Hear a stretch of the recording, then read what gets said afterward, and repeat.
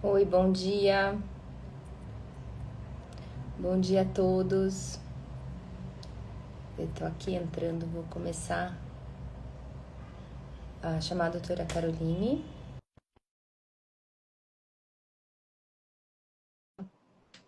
Oi, Edjane. Oi, Janaína, tudo bom? Oi, Micheline, tudo bem? Tudo bom com vocês? Bom, mais um café com sono, né, das nossas quartas-feiras. Oi, Carol. Carol entrou já. Bom, então eu vou começar enquanto a Carol vai entrando. Eu vou começar a passar para vocês já qual é o tema da live de hoje, né? Então a live de hoje é sobre sono e doença neuromuscular. E deixa eu dar um oi. Carol, eu te convidei, você me avisa aqui se você recebeu. Caso não tenha recebido, me fala que eu te convido de novo. Bom, então é sono e doença neuromuscular. Qual é a relação entre eles? O que que a gente tem, né, entre ambos? E acho que mais importante. A Carol não está conseguindo participar. Bom, deixa eu tentar. Oi, Micheline de novo. Deixa eu tentar acrescentar a Carol novamente. Bom, enquanto eu vou tentando acrescentar aqui, eu vou fazer duas coisas ao mesmo tempo, que é falar e acrescentar a Carol. Mas o sono na doença neuromuscular como uma janela para o início dos sintomas, né? Para início de alguns sintomas que vocês vão ver já já, que a gente coloca. Deixa eu falar aqui com a Carol. E a importância da gente avaliar o sono, pensar no sono, ver o sono como uma janela, tanto de oportunidade, né, de tratamento, mas de sintoma precoce, né, da gente pensar precocemente nos sintomas dos distúrbios do sono. Carol conseguiu. Oi, Deu certo? Carol. Tudo Bem, bom bom? dia, tudo bem? Bom dia. Bom dia. Carol, eu estava explicando para eles qual é o tema do nosso Café com Sono hoje. Tá, Acho que é a primeira participação tua aqui no Café com Sono, mas assim, a ideia sempre é trazer o que que cada uma das pessoas que está participando aqui, que é parte do nosso grupo maior, o que cada um está olhando, está estudando, está vendo, está fazendo. E eu vou tá, deixar você se apresentar, Carol, e aí depois a gente começa a nossa tá live. bom. Tá bom. Bom dia a todos. Meu nome é Caroline, eu sou neurologista infantil e médica do sono pela USP. Atualmente eu trabalho no Laboratório de Polissonografia do INREA, né, do Instituto de Reabilitação da USP, e fico como voluntária também lá no da Criança, junto com a Letícia aí, com a Ana e com todo mundo. Atualmente estou iniciando aí o meu doutorado, né, em doença neuromuscular e sono, e vamos conversar um pouquinho sobre isso aí. Vamos lá. É. Muito bom, Carol, muito bom. Então, a Carol é a nossa pupila lá do ICR e está começando, a gente vai começar as coletas do trabalho dela, mas antes das coletas a gente já passa por um processo muito grande de revisão da literatura, de entender o que está acontecendo, além da nossa própria experiência clínica, né? E aí eu queria te perguntar, perguntar não, te pedir para falar um pouquinho dessa relação. Que relação é essa que o sono tem? O que que tem a ver sono e doença neuromuscular? Então vamos lá, né? Então as doenças neuromusculares elas cursam aí com fraqueza, né? E essa fraqueza ela tem vários padrões, a depender do tipo da doença neuromuscular. Então a gente pode ter fraquezas de caixa torácica mesmo, por exemplo, fraqueza diafragmática, a depender da idade do paciente, do tipo de doença neuromuscular. A gente pode ter fraquezas bulbares, né? Por exemplo, onde a gente tem fraqueza principalmente nessa região aqui que cursa, né? A nossa via respiratória.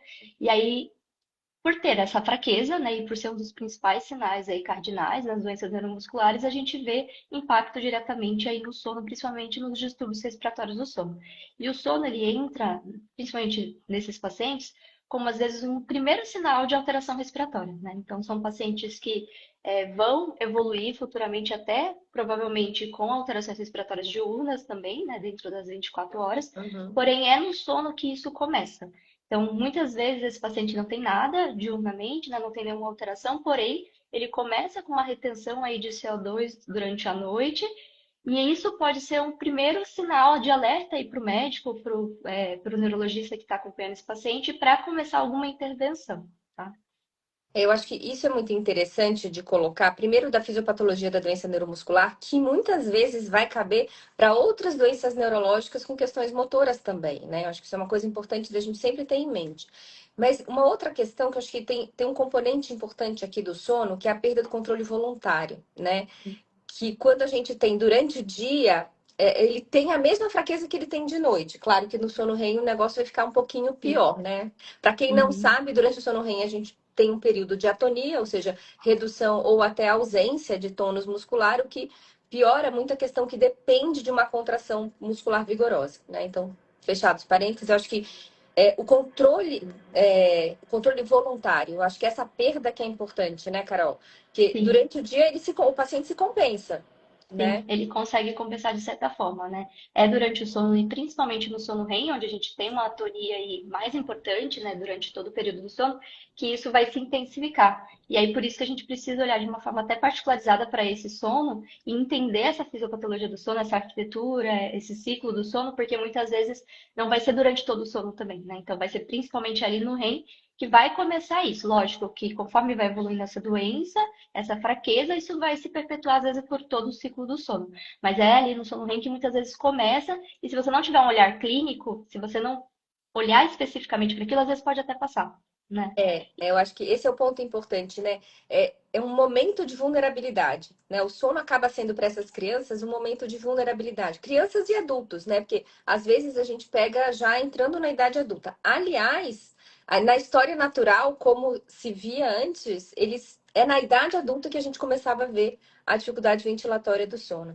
E acho que tem uma outra questão que a gente fala pouco, porque depende isso muito do fenótipo da doença neuromuscular, que é a mobilização, né? O quanto essa criança se mobiliza na cama à noite, o quanto ela consegue mudar ou não mudar de posição, e o quanto aquilo ali não acaba afetando a expansibilidade de caixa torácica, né? Eu acho que é um outro ponto importante para a gente falar. Mas se você pudesse dizer, Carol, como você pensaria? Quais são as principais alterações do sono nessas condições, na condição da doença neuromuscular? Então, a principal, a cardinal, né, seria os distúrbios respiratórios. Então, a gente precisa olhar para, principalmente para a hipoventilação, para a retenção de CO2. Então, a avaliação polissonográfica, ela vai ser importante, né, que vai ser o nosso padrão ouro ainda atualmente, né, principalmente com a avaliação de CO2. Então, seria aquele paciente que precisa obrigatoriamente, né, se a gente tiver disponibilidade no serviço, de uma capnografia associada a essa polissonografia. Porque muitas vezes eu não vou ter desaturações, né? Então, um dos primeiros sinais vai ser a subida do CO2, não necessariamente associada a desaturações. Então, se eu só olhar para as saturações, seja ali só olhando, vamos dizer, a curva de saturação, seja uma poli tipo 3 ou tipo 4, por exemplo, eu vou deixar passar muitas vezes alterações discretas, iniciais, que poderiam já necessitar de intervenções, né? Então, acho que essa é a cardinal. E devido a essas quedas de saturação ou até retenção, devido a esse padrão, muitas vezes eu vou levar uma fragmentação desse som. Então, são pacientes que vão ter uma maior fragmentação, né? É, até por questões de dor, né? Então, por exemplo, como eles têm dificuldade de mobilização muitas vezes na cama, eles podem ter câimbras mais frequentes, eles podem ter dor também, eles podem essa movimentação permitir aí facilitar com que eles levem a alterações até esqueléticas, né? Então isso vai trazer dor. Então são pacientes que podem ter associado a esse sono também padrões de dor e pela dor também tem fragmentação, a gente sabe, e também leva uma latência maior aí para início do sono, muitas vezes ou até mais despertabilidade durante a noite e às vezes reiniciando esse sono. Então aumentando o N1 muitas vezes, né? Transições de sono. Então essas alterações podem vir junto, né? Eles podem ter, além desse padrão de hipoventilação, eles podem ter apneia também, né? Lembrar que são crianças, né? Então, por a gente estar dentro da infância, a gente tem um aumento do tecido dos linfóides, então a gente tem aumento de apneias obstrutivas também. Então, ele pode ter apneia obstrutiva, pode ter hipoventilação e às vezes até apneias centrais, né? Então, a gente tem alguns grupos das doenças neuromusculares que eles cursam com alteração do sistema nervoso central, não só muscular. E aí, esses pacientes, eles têm até mais riscos também de ter apneias centrais, né? Por perda aí central mesmo desse controle aí respiratório. Não Eu sei se eu acho que esqueci alguma. não, acho que claramente é isso. Acho que talvez seja importante a gente trazer aqui o enfoque da questão da ventilação, oxigênio barra CO2, né? Que assim que é uma coisa muito importante, porque muitas vezes e na acessibilidade da monitorização capnográfica, ou pelo excesso, não é excesso, eu nunca vou falar excesso, mas pela grande facilidade de monitorização por oxigênio, acaba se usando o oxigênio. Só que a gente Uhum. é muito importante entender que a mesma coisa que eu estar falando de uma glicemia para um diabético, de uma glicemia de 200 como ponto de corte para diagnóstico de diabetes. Então, se você Uhum. vai esperar chegar a 200 para dizer que aquele paciente é diabético, se você sabe que muito abaixo disso e cada vez mais está se enxergando resistência insulínica antes, por que que você vai deixar chegar aquele ponto? Porque se a gente não monitora o CO2, o que que vai acontecer? E assim, a gente tem que ter muito cuidado também com a técnica do CO2, né, Carol? Sim. Lembrar que a grande maioria da monitorização é exalada, a Uhum. exalada tem o viés da respiração oral, tem o viés da forma de monitorização. Não é, por exemplo, como exalado, quando a gente faz em UTI, que a gente coloca ali o dispositivo na saída Na da ventilação saída. mecânica, né? Ou então, eventualmente, se a gente estiver fazendo dependendo se for bebê, se a gente vai fazendo transcutâneo, por exemplo, né? Todos têm suas limitações, etc. Mas o mais comum, que é o exalado, tem uma grande limitação, né? Então, acho que é um ponto super importante. Então, a gente não pode ficar se fiando no oxigênio, né? Então, Sim. na saturação de oxigênio ou no índice de dessaturação, né? Então, Sim. e lembrar também do controle ventilatório, como você bem falou, daquelas que têm alteração central. Então, Sim. principalmente as que têm envolvimento hipotalâmico, né? E a gente vê muito isso nas hipoventilações relacionadas, por exemplo, à síndrome de Prader-Willi, à Rorade, a gente sabe disso, que a gente tem uma questão hipotalâmica, né? Importante. Ou seja, e muitas têm, quando não tem, tem substância branca, né? Eu acho que são pontos super importantes. Agora, uma coisa que eu queria falar é sobre essa relação, Carol. A gente podia falar um pouquinho mais sobre essa relação de isso levando a um sono fragmentado levando a dor, a doença neuromuscular levando a dor levando ao sono fragmentado. Talvez a gente trazer um pouco mais, menos aquele conceito de que eu tô levando a um ciclo vicioso, mas que eu estou fazendo uma escala cíclica viciosa. Ou seja, a gente tem pontos para quebrar dessa escala. E nesse sentido, pelo menos a doença mais prevalente, né, que a gente vê nas doenças musculares, que é o Duchenne, né, a, a, a distrofia de Duchenne, quando é que, na literatura e na sua concepção, você acha que seria importante essa avaliação começar a acontecer para que a gente quebrasse eventualmente o início desse ciclo? Pensando na avaliação do sono, especificamente, É, né? É. Tem que acontecer, na verdade, muitas vezes precocemente as alterações que a gente visualiza diurnamente, né? Então, assim, a gente não pode esperar ter alteração diurna para a gente pesquisar. Então, seria o ideal na criança pré-sintomática, se a gente for pensar, né? Na criança que às vezes ainda não tem a alteração, vamos dizer assim, as alterações esqueléticas, não tem as alterações respiratórias diurnas, já presentes, né? Então, o ideal seria, pensando aí no screening inicial, para a gente poder pegar isso antes de começar essas alterações, a gente teria que pegar naquela criança pré-sintomática. E aí, o que, que poderia levar a gente a suspeitar dessas alterações, né? Pensando em sinais clínicos diurnos, né, que a gente precisa olhar, né? Então, às vezes, uma criança que tem cefaleia diurna ao acordar, por exemplo, já é um sinal indireto de retenção de CO2, às vezes noturno, então a gente precisa olhar para isso.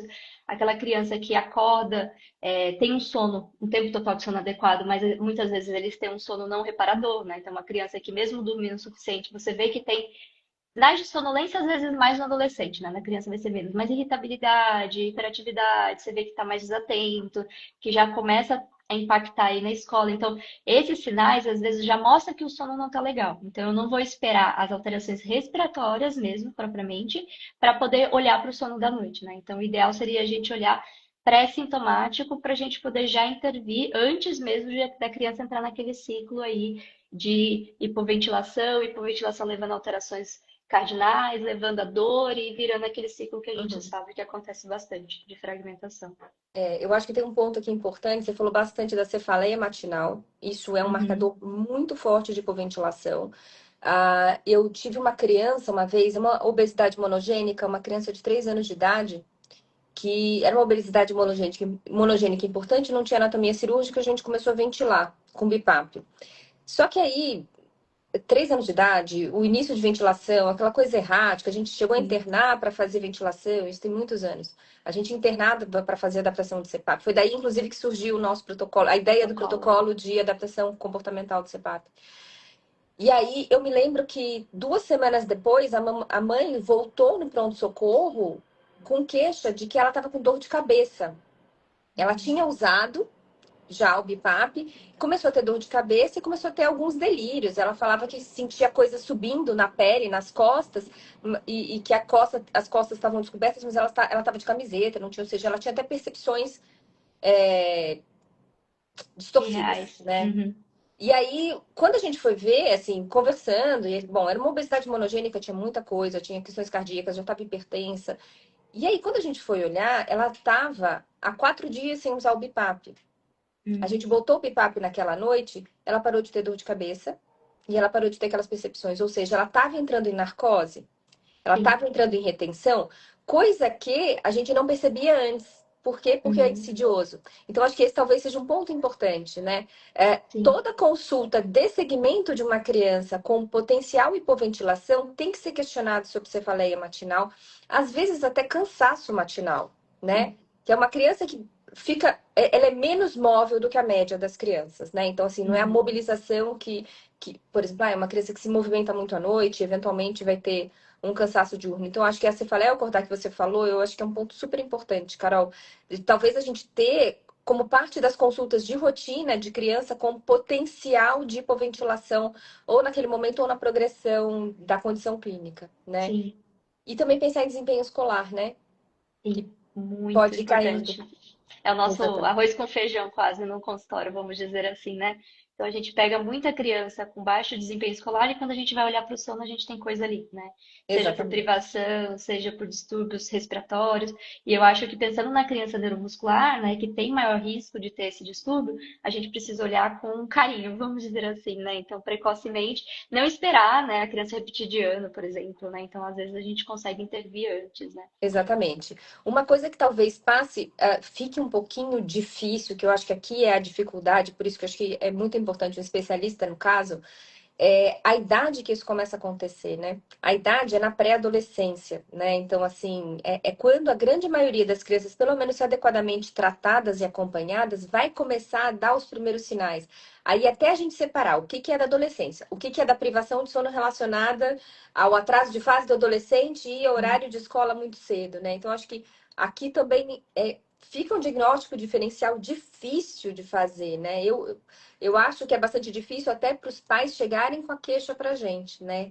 E, e, Sim. e às vezes não é queixa ativa, né? Não é uma queixa Não. muito ativa. Eles não O, vêm para a gente assim. o sono não vem como muitas vezes uma queixa, tirando quem já ouviu falar, quem sabe, ou do bebezinho que não dorme e a família não dorme, né? Vira uma Uhum. questão familiar.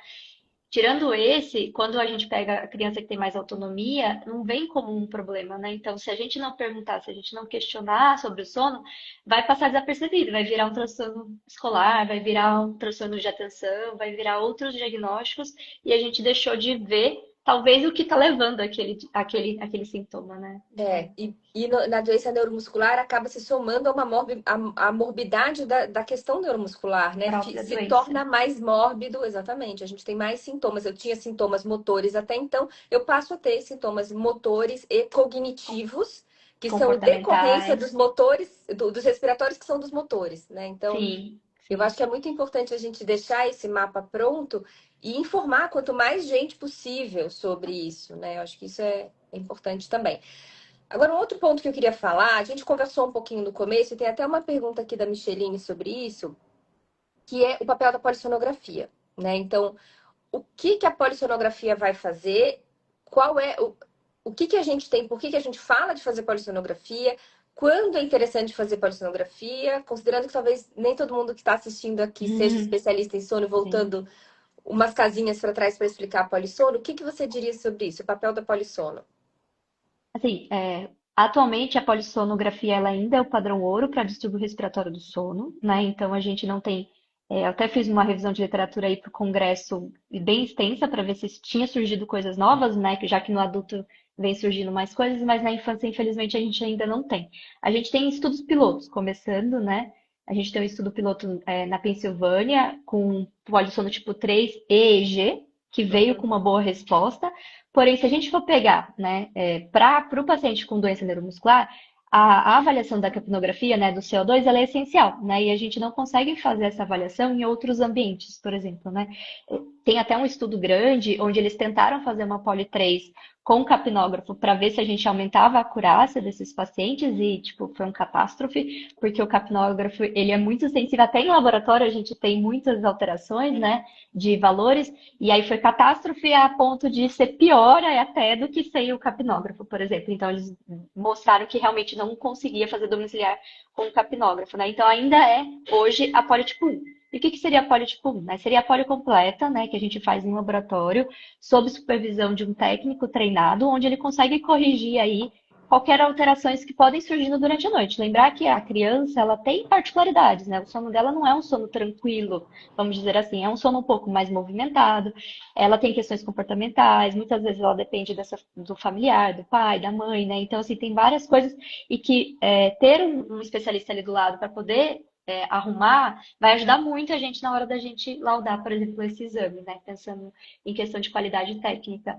E aí, pensando na doença muscular especificamente, a gente precisa não só uma polio tipo 1 normal, né? Que é o que a gente faz habitualmente. A gente precisa avisar o laboratório quando a gente vai solicitar que a gente que a gente tem um paciente com doença muscular e que a gente precisa da avaliação de CO2. Então, a gente precisa colocar isso, porque senão não vai ser realizado, né? E não é qualquer laboratório que faz, por ser uma técnica, vamos dizer assim, ela não é tão cara como já foi no passado, né? Hoje a gente tem mais acessibilidade, mas ainda não é acessível totalmente no Brasil, né? Se a gente for pensar.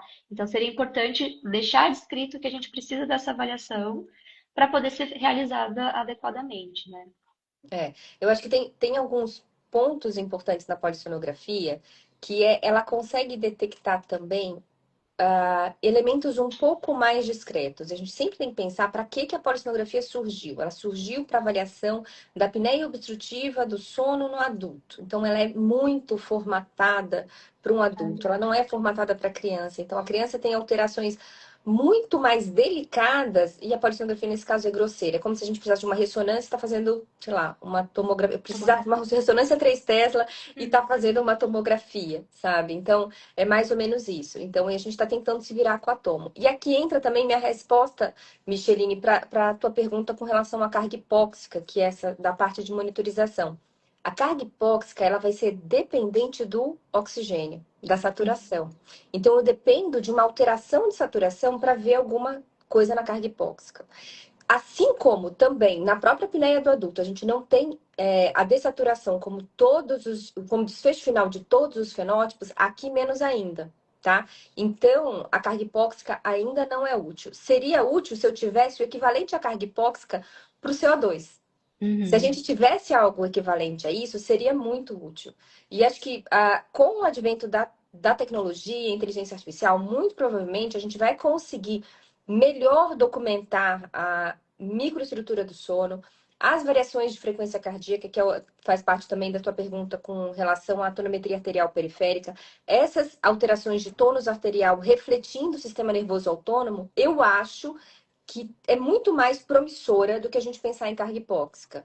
A carga hipóxica vai ser muito tardia, né? Embora clusterizar a avaliação do oxigênio seja interessante, a carga hipóxica, que nesse caso a gente seria clusters de queda em sono REM, né? Então, que é como a gente acaba enxergando na vida real, só que ia ser muito tardio, né? Ainda assim ia ser tardio. E é o que bem a Carol falou, né? Quanto mais precoce, melhor, né? Então, acho que isso é interessante. E aí, em que momento um clínico deveria. Bom, a gente já falou da clínica, a gente já falou do valor do exame, né? Então, assim, para que é o exame? Em que momento você recomendaria, ou os guidelines recomendam, que a gente comece a fazer essa avaliação? Então, assim, não tem, assim, bem uma, vamos dizer assim, uma diretriz que orienta, assim, até porque as doenças neuromusculares é um mundo, né? A gente vai ter evoluções muito distintas, né? Mas o ideal seria quanto mais precoce, né? Então, se a gente for pensar na criança pré-pubre, talvez ali numa criança ainda pré-sintomática, né? Então, nos primeiros anos de vida, seria interessante a gente acompanhar, nem que seja idealmente aí anualmente, né? Mesmo sem alterações, repetir esse exame anualmente para a gente poder pegar essa alteração precoce, né? Lógico, tendo a clínica, fica evidente que a gente já tem algum comprometimento, né? Agora, pensando antes mesmo da clínica específica de UNA, seria interessante a gente já triar esse paciente, já acompanhar aí precocemente, né? Eu acho que é interessante se a gente tiver as questões clínicas em toda consulta de segmento da doença neuromuscular, acho que é super importante, né? A Uhum. gente colocar as questões clínicas da cefaleia, como a gente falou, do cansaço matinal, da fadiga que excede a clínica, né? A perda muscular, né? Exatamente, que já está se impondo ali, acho que é um ponto. E aí, daquele momento em diante, talvez o grau de fraqueza, dali para frente, apresentei um grau de fraqueza. A gente, né, tem um trabalho recente submetido sobre se é proximal, distal, se faz diferença, não faz diferença. A gente viu que não faz diferença, ou seja, mas eu acho que é muito importante a gente pensar nesse contexto clínico e começar a fazer exames seriados, né? Sim, A gente entende que é dispendioso, eu entendo bastante, ainda mais quando a gente trabalha no SUS, a gente vê o quanto, uhum, né, isso daí vai ser difícil. Se a gente não tem um capnógrafo, principalmente, talvez você não vá pegar, né? Então, acho sim. que isso é um ponto importante, né? Um ponto muito importante para a gente enxergar. E aí, se for tratar, Carol, como é o tratamento? Então vamos Dizemos que lá. pegou e eu vi, putz, eu tô começando a fazer retenção de CO2. Uma coisa que ontem um paciente do ambulatório que eu discuti com a residente foi exatamente um caso, não de neuromuscular, era um Prader-Willi, e que ele tava, a cada ano que passava, a curva de saturação dele tá piorando um pouquinho, mas é muito discreto. Aquele que se eu pegasse da primeira vez eu ia dizer, tá tudo bem. Mas eu tô vendo já há 4 anos, todo ano ele me traz uma curva de saturação que tá caindo um pouquinho. Mais uma vez, saturação não é o ideal, eu tô vendo o fim do Sim, fim. sim. E aí, aquele é um que a gente começa a conversar sobre tratamento, né? Talvez não institua. Como é que você trataria? Então, pensando que aqui a principal questão, né, que está levando é uma dificuldade de ventilação, que a gente precisa ventilar, né? Isso é até uma coisa importante de pontuar, até no congresso da SBNI a gente teve uma mesa de ventilação da doença neuromuscular, a gente teve congresso de reabilitação que também teve uma mesa de ventilação de o quanto isso é importante, porque muitas vezes esse paciente, pensando aí evolutivamente, né, num caso mais grave, ele chega no pronto-socorro em narcose e as pessoas enfiam oxigênio, né? E esse é o maior erro que eu falo, e foi pontuado muito bem, né, no Congresso, que se a gente olhar para a dessaturação só como uma queda de saturação e não olhar que é um problema de ventilação, a gente vai errar no tratamento. Então, não é colocando oxigênio, né? Então, esse paciente chegou no pronto-socorro, dormiu lá na UTI e teve queda de saturação, você não vai enfiar um oxigênio porque você vai piorar a narcose, você vai fazer mais retenção, vai piorar a narcose e muitas vezes esse paciente pode evoluir ao óbito, né? Tanto é que teve um caso que eles levaram no congresso que foi exatamente isso, né? Então, a primeira coisa é ventilar, né? E aí a gente tem aí alguns aparelhos que vão ventilar, né? Então, o principal, pensando aí numa doença onde eu não tenho um drive aí, seria o BiPAP, né? O que a gente mais usa na prática clínica, né? Então, seria um bilevel, né? Então, Uhum. ventilar com bilevel. E aí, a depender do grau de fraqueza, a depender da idade do paciente, do peso, por exemplo, porque a gente ventila volume, então muitas vezes a gente vai ter que calcular e acompanhar esse paciente nessa ventilação, né? É, Mas acho que o mais importante é deixar esse recado, não é oxigênio, então não é aumentar a sua saturação. A gente precisa ventilar, a gente precisa abrir esse pulmão e jogar para fora o CO2. Então não é só levar o O2 lá para dentro, é tirar o CO2 também que está muitas vezes ali parado ali naquele pulmão, né? e eu acho que o mais importante é a gente deixar esse recado aqui muito claro. Uhum. Cirurgia de amígdala e adenoide, pensando em apneia, vai ser só para abrir a via aérea, para a gente colocar vento lá dentro. Sim, É para sim. isso. Não é o tratamento final, né? É o tratamento clínico para apneia, porque a gente não está diante de uma apneia, a gente está diante de uma outra situação. Esse é o mesmo primeiro ponto. Acho que o segundo ponto, o fato da gente pensar direto no binível, porque é Isso, uma pressão inspiratória, só que o nosso problema é isso. expiratório. Então tem que Uhum. tirar. E aí é que é o ponto, eu acho que eu bato muito, você já me viu batendo muito, falando isso Uhum. muito no hospital, do tipo, pelo amor de Deus, oxigênio não é oxigênio. Então a gente tem que tirar da nossa cabeça que todos os problemas respiratórios vão cair em queda de saturação, né? E que a gente tem Sim. que corrigir a saturação a qualquer custo, né? Que não é o Uhum. caso. Acho que isso e assim, e eu acho que uma coisa muito importante da gente entender é que essa conversa tem que acontecer com os pais de forma relativamente precoce. né, que a gente eventualmente vai chegar lá e que chegando lá não é um grande problema, é uma questão que quanto antes a gente fizer melhor, porque aí a gente não Uhum, volta naquela cascata anterior, então parte do tratamento também é essa conversa, né? Essa uhum, conversa com os pais. Tentar fazer da forma mais precoce possível, né? Então aí a uhum, gente tem, aí tem protocolos, né? Que a gente avalia a fração de ejeção, sim. né? A gente avalia a criança como um todo. Mas muito bom, Carol. Nosso tempo esgotou. A gente faz uma live de meia Sim. hora, que é para não encher a vida de ninguém, para todo mundo ouvir no caminho. Espero Tá. que vocês tenham gostado. A live vai ficar gravada no nos nossos Insta. Oi, Tatá. Tatá tá aqui. Uhum. Aí a gente vai deixar gravado no nos nossos Instas. E para quem tiver dúvida, quiser ver de novo, assistir de novo, guardem cenas do próximo capítulo, que já já a gente vem com as nossas publicações sobre esse assunto, né, Carol? Sim, espero que sim. Um bom Tchau, dia, tchau. Carol. Um Obrigada, beijo. doutora. Obrigada. Tchau, gente.